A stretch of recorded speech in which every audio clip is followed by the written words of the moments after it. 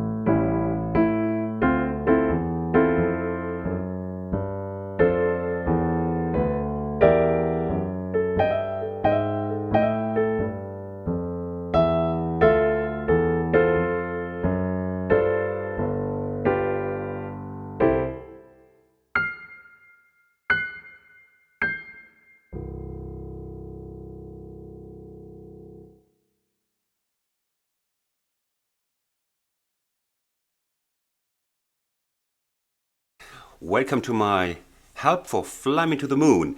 We have two parts. We have a freely played part, and I'm not going to go note by note here because, as you know, you have the slow replay after this part, and I'm going to help you now in a little bit different way, but very useful way. You will have to manage in the slow part a couple of chords, or in the way they are played, called voicings. For example, we have this G, and then you have to do a jump. So, how I teach it here in Berlin is, in order to memorize this special chord, it's not just a G or with a 7, it's a voicing that has the 7, the 9, or the second you can call, they're identical. The 9 is the second, it's both A. and the third and the sixth. So these are the jazzy voicings. Or we have the A minor 7 flat 5, that is this one. Is that I let them play the voicing, this, and I say, keep it there. Now look at it, look what it looks like. Piano is a visual instrument. We can see all keys, contrary to a violin or a trumpet. We can see it, and it has a certain look. It's an image we have to remember also. Both is useful. We remember the single notes, that is the intervals, but we are also visual animals. Humans are visual animals. We love images. Make use of it, of this funny image of this little 2 here in the middle, and then this distance here. So you try to visualize it. Now what I do then is, I say, okay, let go now, and put your hand back in the lap. Now, can you see the voicing? Can you see it without touching the piano? And then everybody, after a while, says, yes, I can. Okay, can you see it really? Because what we don't want is this fumbling on the keys. It's like, no. Or you come from here, and then the usual way is like play this, and then you somehow do this, and then you might have it. Okay, that's why I do put the hand in the lap. Do you see it? Okay, now play it. That's control. And you learned it by several channels of your nervous system, if you want so. By the explaining 7, 9, 3 and the 6 from G. That's one way, that's the theoretical way, but the more practical way is visualizing, put your hands, and then you got it? Yeah. If you don't have it the first time, visualizing, do it again. Put your hand back. Now hit it. Okay, hand back. You got it? Yeah, hit it. This way it's getting into your system easier. Now, you take the G down here. Can you see the G7 voicing that we just learned? Can you see it now? Have a look.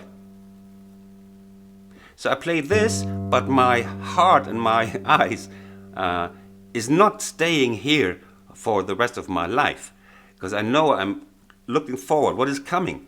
And I've pre-practiced the visualization, and I can still see it. Can you? You play it. And there are a couple of those voicings. Let's take the next one, is the E minor 7 flat 5. You might wonder why I'm not playing the minor third here. You could, but this is a really nice voicing to play this with the 4 and the minor second clash here, which sounds really lovely in this context. You do the same. It has a very special look. It has the 5th on the E, and then you have this here, the little triad or whatever, this constellation. Like you can remember it as like a stellar constellation, and you see it's the big bear, small bear, there's the on the sky is the drone roof. No, of course, you can look at this like any constellation. Now you do the same. Put your hand back. Now, can you still see it? Okay, I play it again. Memorize the look. Okay, now put your hands away. Can you see it? If you can see it, you have control. It's no fumbling necessary. You go straight. The fingers will, after a certain while, remember the 2 fingers will go straight here, and they will go here. And now you also can do jump, and you remember the second image, and then you go on like this.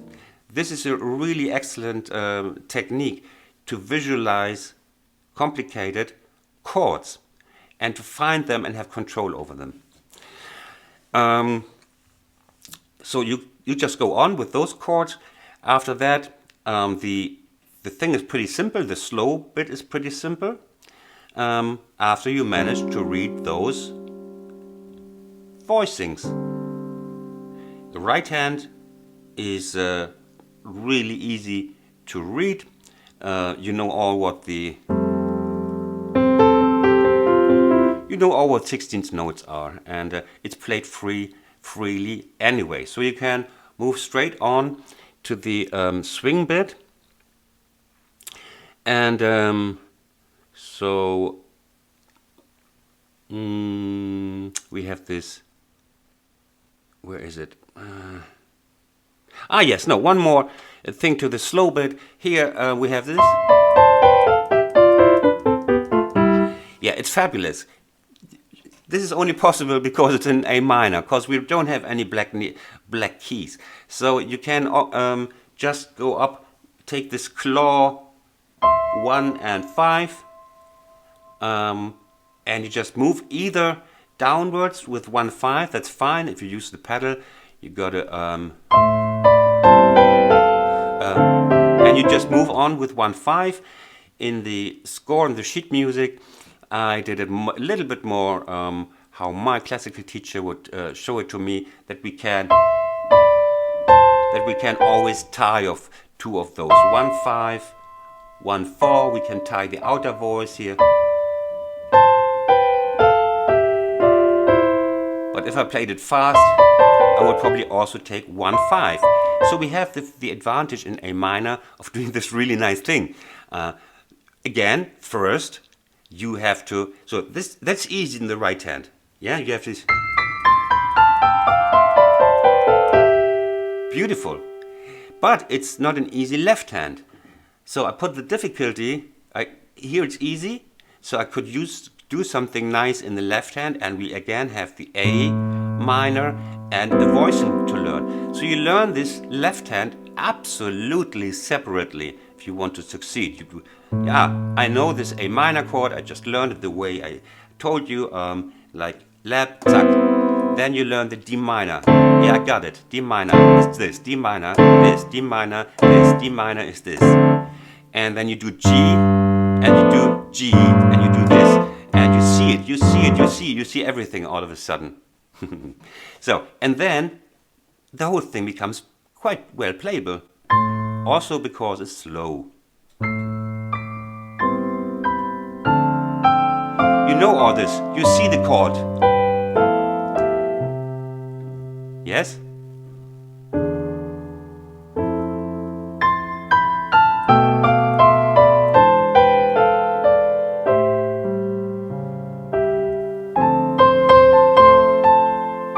Here again, you have G, you play something in the right hand, then right hand stops, you have, your eyes can immediately go to your image you learned, like dap. Yes, you know it, you remember the picture.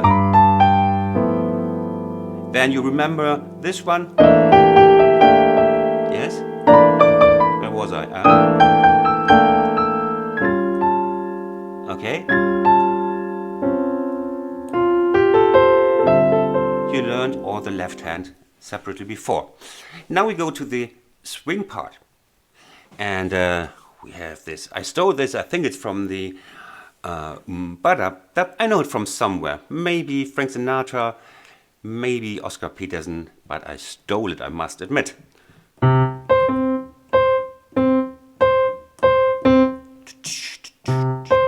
Oh.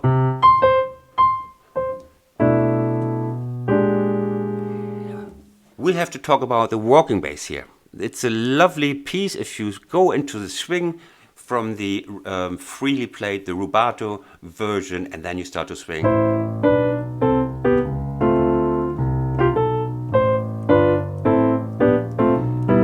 Now, to make this walking bass is generally a tough one, but I use 2 patterns mainly for the walking bass. One is going, like we go from A minor. Of course I played 1 octave down, but I'll show it here. You can play it for the start also here, and then later on, if you have both hands together, you just move the left hand on to the 1 octave down. So we have then, you do this bit, it's easy to play. Again, we have this 2-finger claw. Yeah? And we have the walking bass against it here. Now the walking bass takes this 5, 3, 5 finger, 4, dub, dub, dub, dub, dub, dub, dub, dub, dub, dub, dub. You don't have to do oversetting. It's really just as God made your anatomy.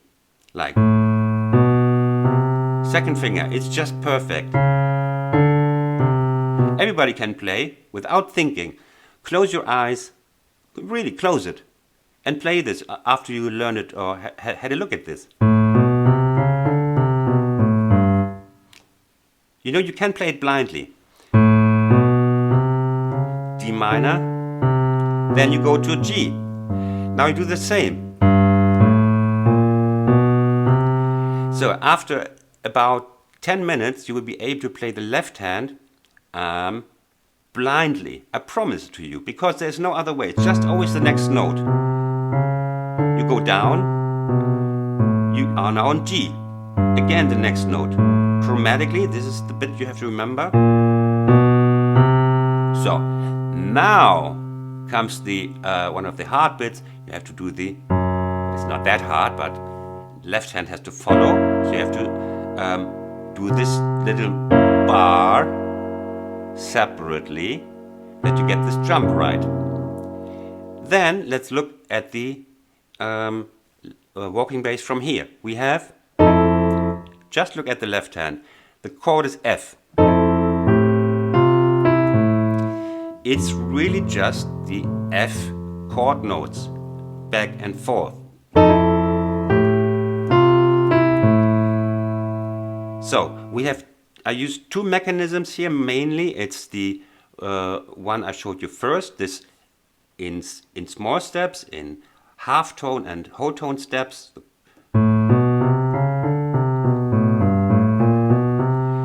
Then I use the just chord notes. F uses just the chord notes. Then comes the B minor, flat 5. Now look. So the B minor, flat 5 is this chord.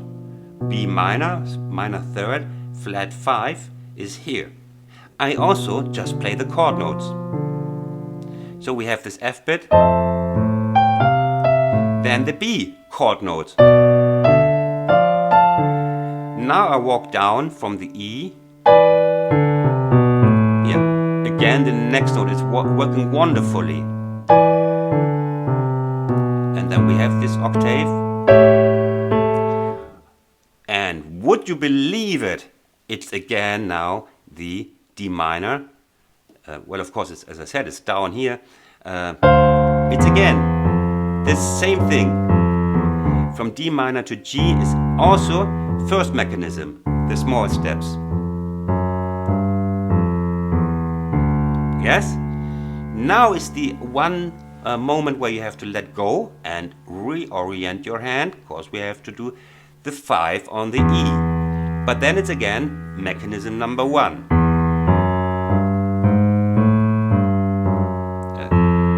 So you just have to remember the F sharp here.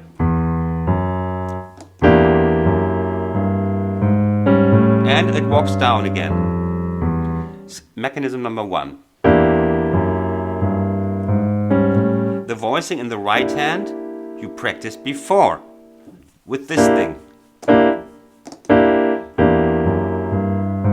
Down, and would you believe it? Now comes D minor, and it's the same thing. Here we have a little stop. It's not even a break, it would be called a stop.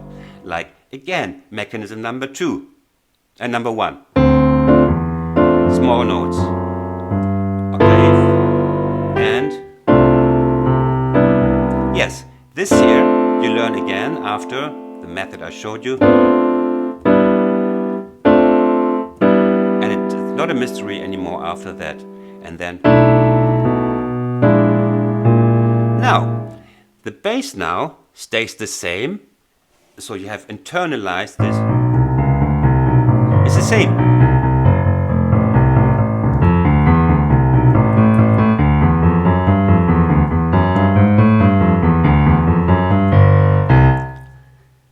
That's it. Practice that first and remember these two mechanisms. And chord notes.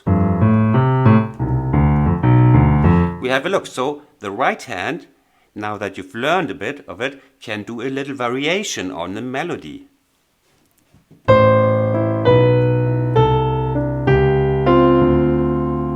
It's almost these chords, just dissolved. Left is by itself now, because we know it. Now we have, again, we use the advantage of being in A minor, or in this case we are briefly in C. This is G7, and we can use these lovely little block chords. Would be very hard in any other key, but here we have the luxury of getting the sound from it, like and you take the 1, 2, 5 claw, which is not the raptor's claw. The raptor's claw is this one. But this is 1, 2, 5. It's just your regular claw, the regular human claw. 1, 2, 5. Now, parallel white keys. Parallel white keys. Always the next note. Lovely. Then we have again the F sharp that you have to practice. Then we have again, played here, the F.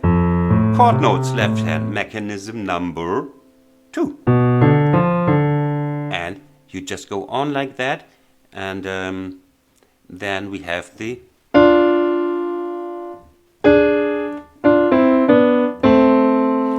so we have where we're going from E7. Yeah, I took the luxury of putting the burden of thirds on you, but they're really easy to play. We are in E7. Next note always. Again, now we have to. Yes, it's fast. You have to be here. But if you looked at it for 5 times, visualize, where do I have to go? Where do I have to go? What does it look like? Then you do it like this.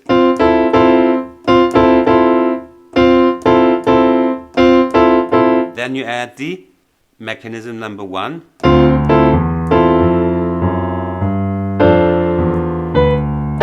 Yes! Here it's E minor 7, B flat 5. Again, learn this in a focused way, and then you can even play. And then you go to this wonderful ending. I just finished this now.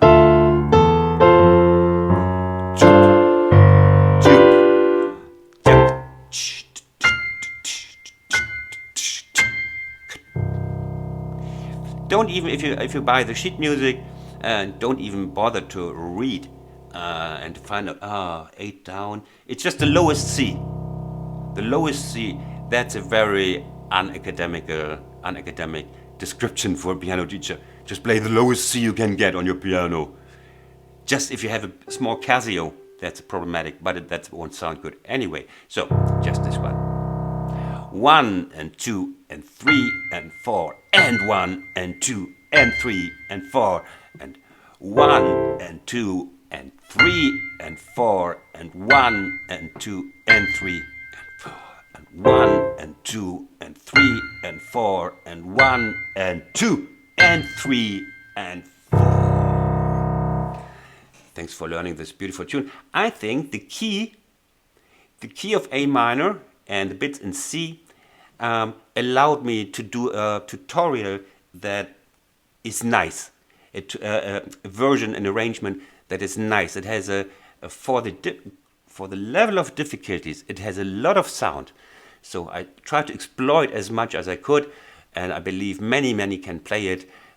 If you go with a certain system, my suggestion maybe that I showed you, and I wish you a happy weekend and all the best from Berlin. Yours, Christian.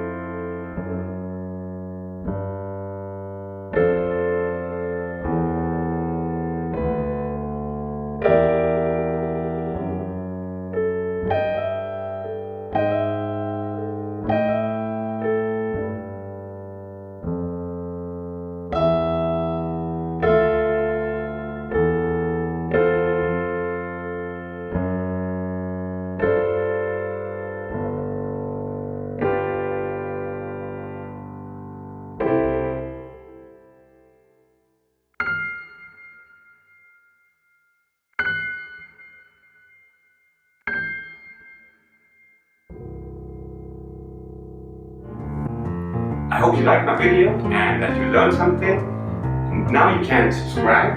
Just press this subscribe button or click on another of my videos on this side. Thanks for watching. See you next time. Bye bye.